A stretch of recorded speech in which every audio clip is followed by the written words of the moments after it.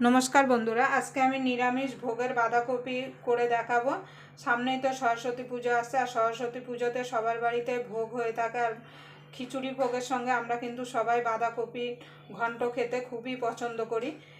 आपनारा हयतो खूब भालो बाँधाकपिर घन्ट बानाते पारेन, किन्तु आमी किभाबे बाँधाकपिर घन्टटा बानाई और आमी এই বাঁধাকপির ঘন্টটায় স্পেশাল একটা মশলা দেবো যে যার জন্য এর স্বাদটা আরও দ্বিগুণ বেড়ে যাবে।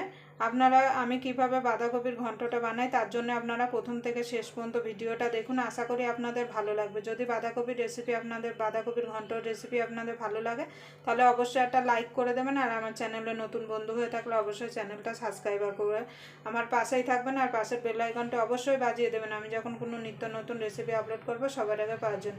এখানে আমি একটা ছোট সাইজের বাঁধাকপি এইভাবে কুচিয়ে নিয়েছি, কুচিয়ে পরিষ্কার করে ধুয়ে নিয়েছি।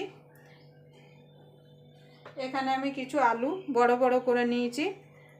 ভোগের বাঁধাকপিতে কিন্তু আলু একটু বড় বড় করেই দেওয়া হয়। তাহলে চলুন রান্নাটা শুরু করা যাক। তার জন্য গ্যাসটা ধরিয়ে দেবো, ধরিয়ে একটা কড়াই বসিয়ে দেবো। কড়াইটা গরম হওয়া পর্যন্ত অপেক্ষা করব। দেখুন বন্ধুরা, আমি কড়াই গরম হয়ে গেছিলো, তেল দিয়ে দিয়েছি। এটা কিন্তু সর্ষের তেলেই রান্না করতে হবে বাঁধাকপিটা। এবার আলুটা ভেজে নেব, আলুটা লাল লাল করে ভেজে নেব।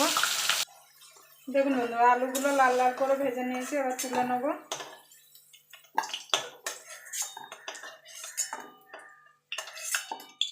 আমি এই তেলেই বাকি রান্নাটা করব। তার জন্য ফোড়নে দিয়ে দেবো দুটো শুকনো লঙ্কা, দুটো তেজপাতা আর হাফ চামচ মতো গোটা জিরে। ফোড়নটা একটুখানি ভাজা ভাজা করে নেব যাতে ফোড়ন থেকে সুন্দর একটা গন্ধ বেরিয়ে আসে। এবার দিয়ে দেবো আদা বাটা,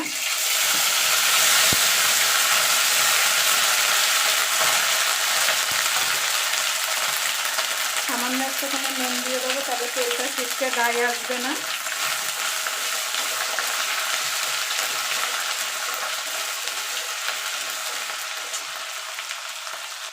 দেখুন বন্ধুরা, আদার কাঁচা গন্ধটা চলে গেছে। একটুখানি জল দিয়ে দেবো যাতে আমি এখানে গুঁড়ো মশলাটা দিলে যাতে পুড়ে না যায়। দিয়ে দেবো জিরের গুঁড়ো,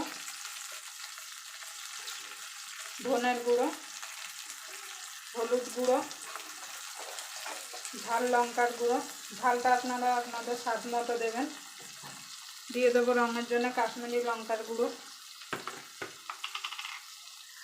এবার মশলাগুলো ভালো করে একটুখানি কষিয়ে নেব, মশলার যে একটা কাঁচা গন্ধ আছে সেটা যাওয়া পর্যন্ত।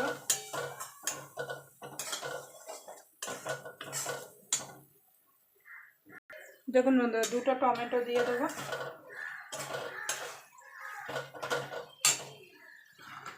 স্বাদ মতো নুন দিয়ে দেবো যাতে টমেটোটা একটু তাড়াতাড়ি গলে যায়।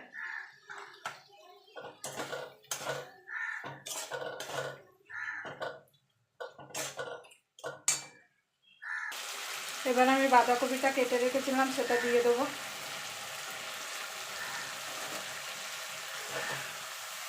আমি বাঁধাকপি সিদ্ধ করলাম না, আপনারা চাইলে বাঁধাকপিটা একটু ভাপ দিয়ে নিতে পারেন।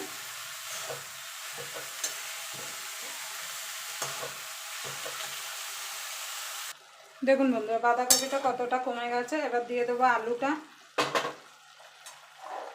এখানে দিয়ে দেবো কড়াইশুঁটিটা, দিয়ে ভালো করে মিশিয়ে নেব।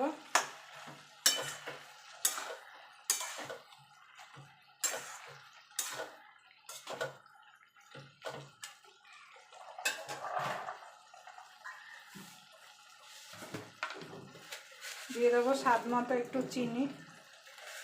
নিরামিষ বাঁধাকপি তো চিনি দিলে খেতে ভালো লাগবে। আপনারা নুনটা অবশ্যই চেক করে দেবেন।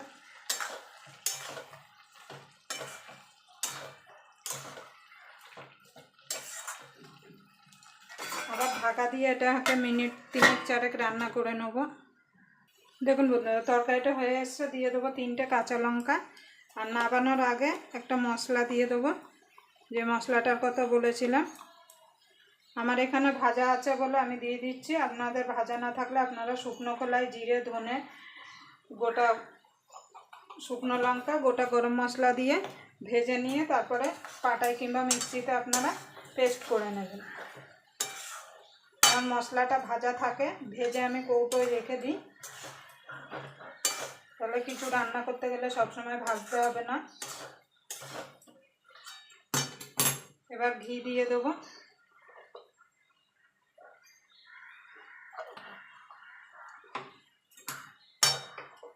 দেখুন বন্ধুরা, আমার তরকারিটা রেডি হয়ে গেছে। দেখুন আলু ফালু সব সুন্দর সিদ্ধ হয়ে গেছে। এবার আমি নামিয়ে দেবো। আবার আপনাদের সঙ্গে কোনো নতুন রেসিপি নিয়ে দেখা হবে। ততক্ষণ পর্যন্ত আপনারা ভালো থাকবেন, সুস্থ থাকবেন।